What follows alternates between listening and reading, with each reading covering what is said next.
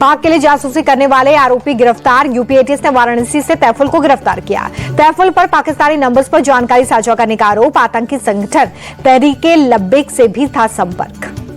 दिल्ली में पाक के लिए जासूसी करने वाला अरेस्ट। यूपी एटीएस ने मोहम्मद हारून को गिरफ्तार किया। पाक उच्चायोग के अधिकारियों के संपर्क में था। विदेश मंत्रालय के प्रवक्ता रणधीर जायसवाल का बयान। आतंकवाद को लेकर भारत की जीरो टॉलरेंस नीति। आतंक के खिलाफ पाक को जिम्मेदार ठहराना जरूरी। रणधीर जायसवाल का पाक को साफ संदेश। ट्रेड और टॉक एक साथ नहीं हो सकते। आतंकियों को भारत सौंपे पाकिस्तान। रणधीर जायसवाल बोले कि भारत पाक के बीच तीसरे देश का दखल नहीं। सिंधु जल समझौता सस्पेंड रहेगा। विदेश मंत्री एस जयशंकर की पाकिस्तान को रोक। बोले पाकिस्तान में जहां आतंकी होंगे घुसकर मारेंगे। एस जयशंकर बोले कि सीजफायर दोनों देशों में बातचीत के बाद हुआ। सीजफायर में अमेरिका की कोई भूमिका नहीं। 24 मई को जम्मू कश्मीर जाएंगे राहुल गांधी। पाक फायरिंग में मारे गए लोगों के परिजनों से मिलेंगे। पाकिस्तान की फायरिंग में हुई थी 16 लोगों की मौत। राजस्थान में पाकिस्तान बॉर्डर पर पीएम मोदी की दहाड़। हमारी सेना के शौर्य से पाकिस्तान पस्त हुआ। हमने पाकिस्तान को घुटने टेकने पर मजबूर किया। पीएम मोदी बोले कि 22 अप्रैल की घटना का बदला 22 मिनट में लिया। 22 मिनट में 9 आतंकी ठिकानों को ध्वस्त किया गया। बीकानेर में पीएम मोदी बोले कि हमारे लिए देश से बड़ा कुछ नहीं है। सौगंध इस मिट्टी की मैं देश नहीं झुकने दूंगा। पीएम मोदी बोले कि जो सिंदूर मिटाने निकले थे उन्हें मिट्टी में मिला दिया। दुनिया ने देखा जब सिंदूर बारूद बन जाता है तो नतीजा क्या होता है। पाक सीमा से सटे बीकानेर में गरजे पीएम मोदी। बोले कि भारत ने पहले घर में घुसकर वार किया, अब सीने पे प्रहार किया। ये शोध प्रतिशोध नहीं, न्याय का नया स्वरूप है। पीएम मोदी बोले कि परमाणु बम की धमकियों से भारत डरने वाला नहीं। भारत पर आतंकी हमला हुआ तो करारा जवाब मिलेगा। पाकिस्तान को लेकर पीएम मोदी बोले कि पाकिस्तान कभी भारत से सीधी लड़ाई नहीं जीत सकता। मोदी का दिमाग ठंडा है लेकिन लहू गर्म है। पाकिस्तान को पीएम मोदी की चेतावनी। कहा खून से खेलना पाकिस्तान को पड़ेगा भारी। आतंक की कीमत पाक सेना चुकाएगी।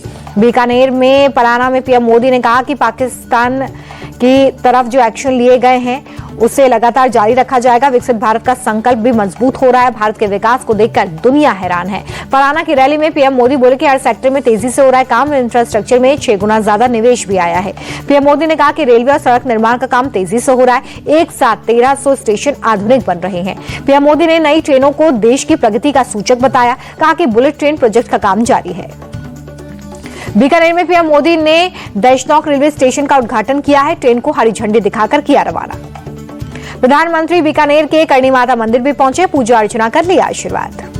रेलवे स्टेशन के उद्घाटन के बाद पीएम मोदी ने स्कूली छात्रों से भी मुलाकात की है, ऑटोग्राफ भी दिया है। श्रीकांत शिंदे के नेतृत्व में सर्वदलीय प्रतिनिधिमंडल पहुंचा। यूएई के सह अस्तित्व मंत्री शेख नहायान से की मुलाकात। यूएई के समकक्षों से मुलाकात के बाद सांसद श्रीकांत शिंदे बोले कि आतंकवाद के खिलाफ संयुक्त अरब अमीरात भारत के साथ। श्रीकांत शिंदे का बयान। यूएई ने पहलगाम हमले की निंदा की। कहा आज के समय में आतंकवाद की कोई जगह नहीं। संजय कुमार झा के नेतृत्व में सर्वदलीय डेलीगेशन ने टोक्यो में जापान के विदेश मंत्री से मुलाकात की। आतंकवाद के खिलाफ भारत द्वारा उठाए गए ऑपरेशन सिंदूर की जानकारी दी।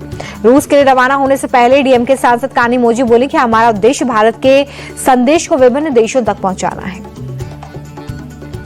रूस और स्पेन समेत 5 अन्य देशों के डेलीगेशन में आरजेडी सांसद प्रेमचंद गुप्ता शामिल। बोले पूरी दुनिया आतंकवाद से त्रस्त है, पाकिस्तान अपनी फैक्ट्री चला रहा है। रूस के डेलीगेशन में आप सांसद अशोक कुमार मित्तल भी शामिल। बोले कि हम विदेशों में जाकर बताएंगे कि भारत एक शांति प्रिय देश है।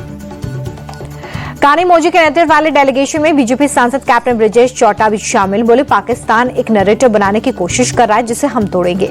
सर्वदलीय डेलीगेशन को बीजेपी सांसद दीपक प्रकाश ने सार्थक पहल बताया। बोले विश्व का जनमत आतंकियों के खिलाफ हो, इसके लिए भारत लगातार प्रयास कर रहा है। डेलीगेशन को लेकर बीजेपी सांसद कमलजीत सहरावत ने कहा कि भारत अपनी बात रखने के लिए पूरे विश्व में जा रहा है, पाकिस्तान बहुत गुमराह करता है। विदेशों में डेलीगेशन भेजने के फैसले पर आरजेडी सांसद मनोज झा का बयान आया सामने। इसे खूबसूरत फैसला बताया। ऑपरेशन सिंदूर के बाद कई सारे मित्र देश खुलकर सामने नहीं आए। ये पीड़ा किसी राजनीतिक पार्टी की नहीं बल्कि पूरे देश की है। विदेशी डेलीगेशन को लेकर संजय राउत ने कहा कि जिस तरीके से डेलीगेशन का गठन हुआ है वो विपक्ष में फूट डालने की कोशिश है। संजय राउत ने पहलगाम आतंकियों को लेकर सरकार को घेरा। कहा कि यह सवाल हमेशा हमारे मन में रहेगा कि 6 आतंकी कहां हैं। ऑपरेशन सिंदूर पर सीपीआई सांसद डी राजा ने संसद का विशेष सत्र बुलाने की मांग की। हमें पता नहीं कि वास्तव में क्या हुआ और क्या होने जा रहा है। जम्मू कश्मीर के किश्तवाड़ में सुरक्षा बलों की आतंकियों के साथ मुठभेड़। 2 आतंकी ढेर। छिपे आतंकियों की तलाश जारी है। एक जवान शहीद हुआ। पाक उच्चायोग में अधिकारी एहसान उर रहमान उर्फ दानिश को लेकर खुलासा। आईएसआई का एजेंट था दानिश, इस्लामाबाद में पोस्टेड था। इस्लामाबाद में ही दानिश का पासपोर्ट हुआ था जारी। 23 नवंबर 2022 को पहली बार भारत आया था। कश्मीर में डल झील के किनारे लोगों ने निकाली तिरंगा यात्रा। ऑपरेशन सिंदूर के लिए सेना का जताया आभार। कांग्रेस नेता विजय वेड्डीटीवार ने अपने बयान से किया किनारा, कहा कि मीडिया ने तोड़ मरोड़ कर पेश किया बयान, सरकार से सवाल पूछने पर देशद्रोही साबित कर दिया। ऑपरेशन सिंदूर की सफलता से गदगद हुए सीएम योगी, कहा कि हम पर हुए हमले का उसी की भाषा में जवाब दिया जाएगा। बीजेपी नेता रविशंकर प्रसाद ने कहा कि बहनों का सिंदूर उजाड़ने वालों को जवाब देना पड़ेगा, पाकिस्तान को दिखा दिया कि उसे कहीं भी मार सकते हैं।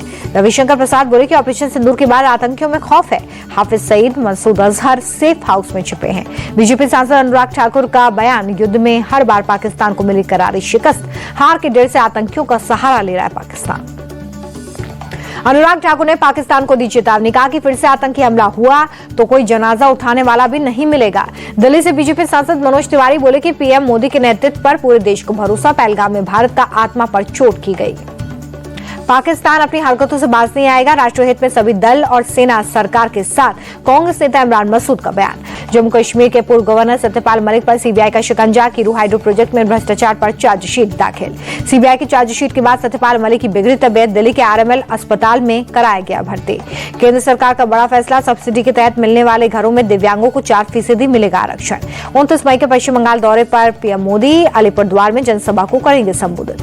वक्फ कानून के खिलाफ सुप्रीम कोर्ट में सुनवाई पूरी, 3 दिनों तक सभी पक्षों की दलीलें सुनने के बाद कोर्ट ने फैसला रखा सुरक्षित। पिछले 10 सालों में पूर्वोत्तर के राज्यों का तेजी से हुआ विकास, पहले की सरकारों ने किया था अनदेखा, ज्योतिरादित्य सिंधिया का बयान।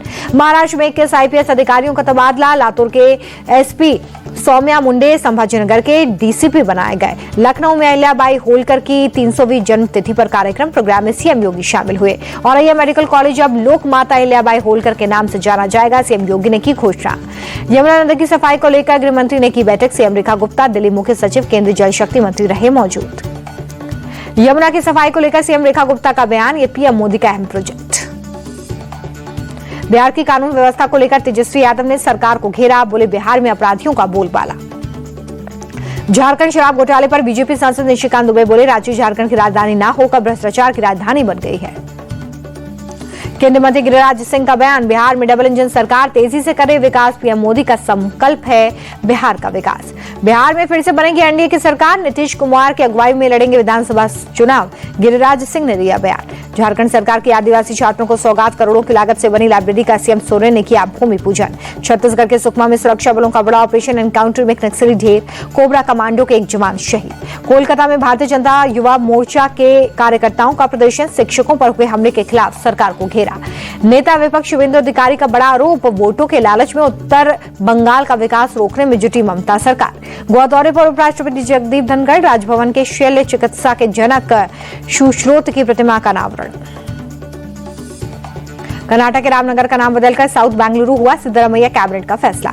पंजाब के बुल्लर हेड़ी को सीएम मान की सौगात, करोड़ों की विकास परियोजनाओं का किया उद्घाटन। हिमाचल के सीएम सुक्खू का दिल्ली दौरा, स्वास्थ्य मंत्री जेपी नड्डा से मुलाकात। उत्तराखंड के श्री हेमकुंड साहिब गुरुद्वारे पहुंचे सीएम, धामी दरबार साहब में टेका मत्था।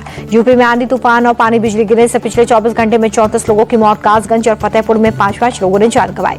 यूपी में आंधी, बारिश, ओलावृष्टि, वज्रपात को लेकर सीएम योगी का निर्देश, क्षेत्रों का भ्रमण कर तत्काल राहत राशि वितरित करे अधिकारी। कर्नाटक के रायचूर में वक्फ की 3 एकड़ जमीन से प्रशासन ने अतिक्रमण हटाया, अवैध दुकान, मकान और दूसरी इमारतों को ध्वस्त कर दिया। मयूरभंज के बारीपदा में एक दुकान में लगी आग, आसमान में दिखा काले धुएं का गुबार, लाखों का माल जलकर खाक। गिरावट के साथ बंद हुआ शेयर बाजार, सेंसेक्स 644 अंक टूटकर 80,951 पर बंद, निफ्टी 203 अंक लुढ़का। अमेरिकी डॉलर के मुकाबले 37 पैसे टूटा, रुपया 85 रुपए 96 पैसे पर बंद। एयरलाइन कंपनी इंडिगो ने चौथी तिमाही के नतीजे घोषित किए, 3000 करोड़ का हुआ मुनाफा, एयर ट्रेवल में बढ़ती डिमांड से प्रॉफिट 62% बढ़ा। इको जनरल इंश्योरेंस पर लगा 1 करोड़ रुपए का जुर्माना, बीमा अधिनियम से जुड़े प्रावधानों का उल्लंघन करने का आरोप। अप्रैल में घरेलू हवाई यात्रा 8% से ज्यादा बढ़ी, 1 करोड़ 43 लाख यात्रियों ने भरी उड़ान। ऑल इंडिया लिमिटेड ने चौथी तिमाही के नतीजे जारी किए, मार्च तिमाही में शुद्ध लाभ 21% घटकर 1592 करोड़ रुपए। टाटा सन्स के चेयरमैन एन चंद्रशेखर ने लखनऊ में सीएम योगी से की मुलाकात, निवेश और औद्योगिक विकास पर अहम चर्चा। जियोजीत फाइनेंशियल सर्विसेज ने जनवरी मार्च तिमाही के नतीजे घोषित किए, शुद्ध लाभ 38% घटकर 32.21 करोड़ रुपए रहा। इंडसलैंड बैंक ने भी चौथी तिमाही के नतीजे जारी किए, 20 साल बाद 2329 करोड़ रुपए घाटा, एनपीए भी बढ़ा। एक्टर सलमान खान की सुरक्षा 2 बार लगी सेंध, घर में जबरन घुसने की कोशिश करने वाली महिला अरेस्ट की गई है, पुलिस ने पूछताछ की शुरू।